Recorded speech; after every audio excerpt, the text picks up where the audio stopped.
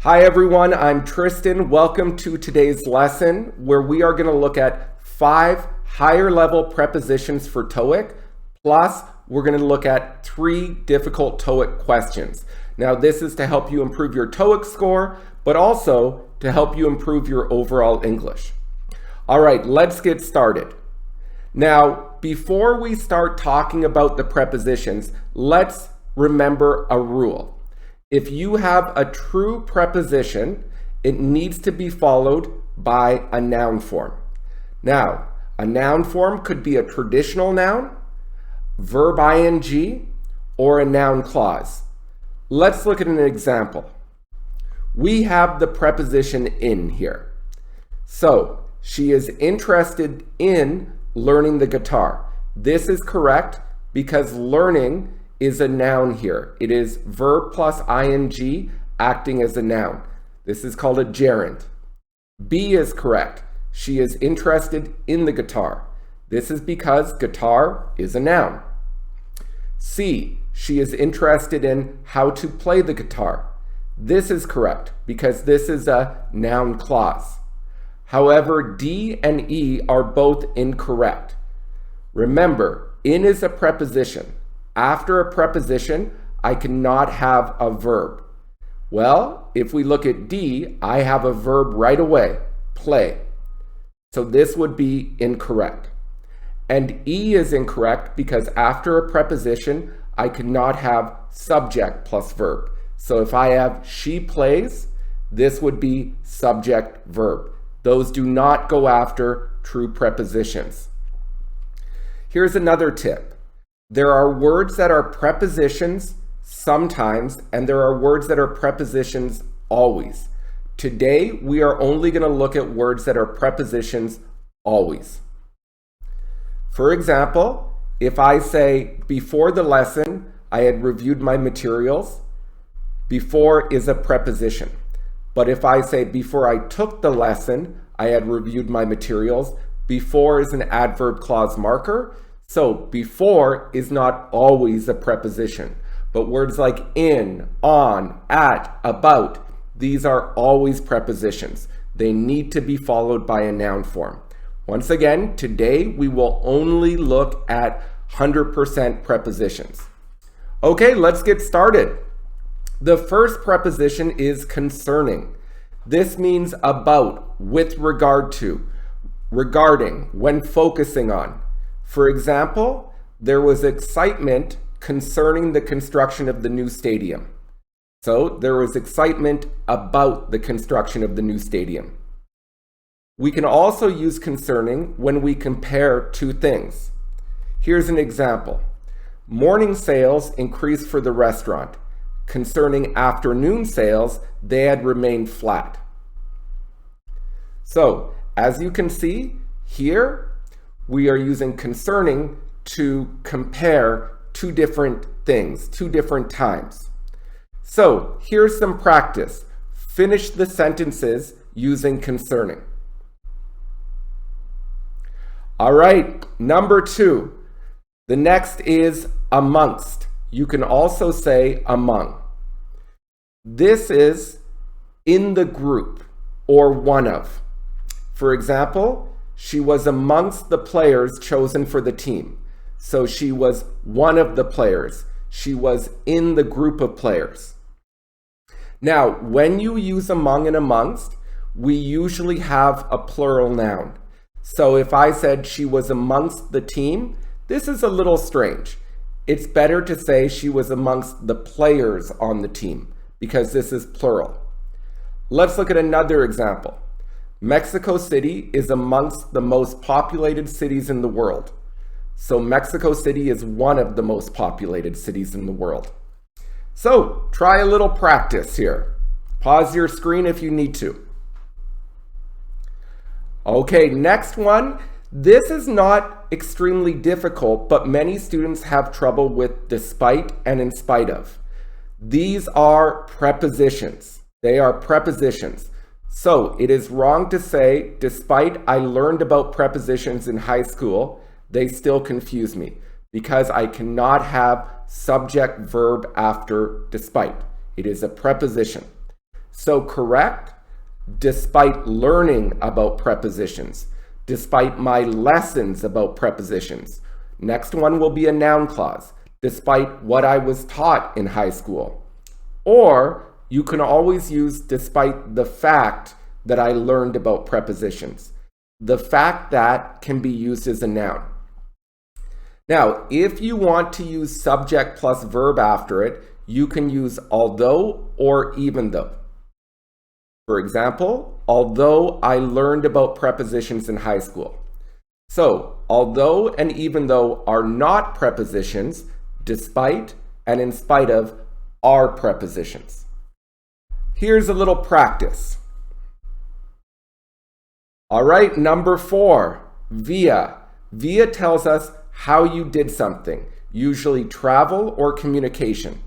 An example, I came to Europe via Turkey, so I went through Turkey to get to Europe. Or I contacted her via email. We sent the text via satellite. So this is how I did it, the tool I used to communicate or travel. That is the most common form. Number 5, beside versus besides. Remember, beside with no S means next to. Here's an example. The restaurant is beside the school. So the restaurant is next to the school. If I say the restaurant is besides the school, this is incorrect. Not a big deal, but it's still incorrect. Another example, I decided to stand beside security when the man approached the building. So I stood next to security. Besides, though, means in addition to. It often adds emphasis or drama. This is a preposition. For example, beside losing my wallet, I also lost my phone. So notice I put ing. I don't say besides I lost my wallet. I said besides losing my wallet. Or besides how bad the service was, the food was also terrible. Now, here's some practice. Give it a shot. Okay, we are going to do one bonus, number 6. This is upon. Upon is a preposition that means as soon as or when. For example, as soon as I entered the house, I grabbed something to drink. Upon entering the house, I grabbed something to drink.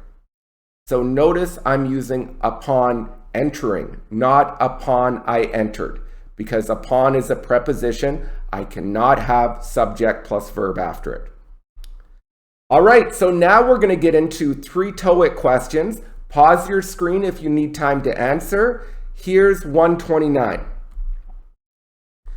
We can use grammar and context to get the answer. First, we can see performers plus were.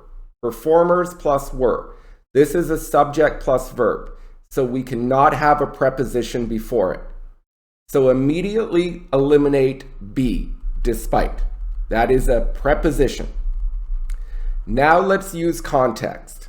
Since and as can sometimes mean because. For example, since I was so tired, I went to bed early. Or, as I was so tired, I went to bed early. This is because I was so tired. So we can eliminate these choices for 2 reasons. 1, they mean the same thing. So how can we choose? We can't choose one of them. They mean the same thing. Second, it is not a logical sentence. If I say very few people attended the concert because the performers were popular, this does not make any sense. It would have to be because the performers were not popular. Therefore, the answer is although. Very few people attended the concert, although the performers were very popular. So, very few people attended is a surprise. All right, 125. This will be quick. The 2 answers that students usually pick are D or A. A is actually the correct answer, because if you use close, you need to here. For example, the convenience store is close to my house. The convenience store is beside my house. but I need two. There is no two here. So the answer is A. Remember, amongst means one of. So the original idea, the price for housing in the city is one of the highest prices in the world. Is amongst the highest prices. Same meaning. Okay, last question, 114. Okay, here we have concerning. Once again, it is a preposition. It means regarding, about, when looking at. So concerning what? Well, these are all potential noun clauses. But let's start eliminating with some basic grammar. If you ask a question or create a noun clause with how, you need to have subject plus verb or how to. For example, I don't know how I can fix it. Notice it says how I can fix it. Or I don't know how to fix it. Another example, I don't know how many people will come to the party. Many people is your subject, your verb is will come. So for this to be correct, you need to have a subject verb after how, but we do not have a subject. We have how should be done.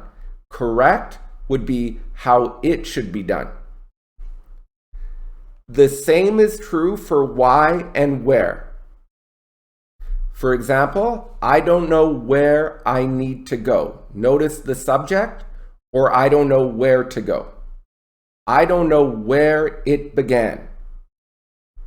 Why also needs a subject. I don't know why it started. We do not have a subject in should be done, so the only option is what. What can be a subject or object. For example, there is discussion concerning what we should buy. So here, what is the object? We should buy what? Or there is discussion concerning what happened. What is the subject? Happened is the verb. Finally, there is discussion concerning what should be bought. So this is a little strange, but what is the object in passive voice? We should buy what? What should be bought? Therefore, for this question, the answer is B, because we're saying what should be done, we should do what? Okay, so hopefully you're more comfortable with these prepositions. You can use them in speech, you understand them in TOEIC, and you can increase your test score. So please subscribe, like, share, help me out, and keep improving your English and your TOEIC score. Bye.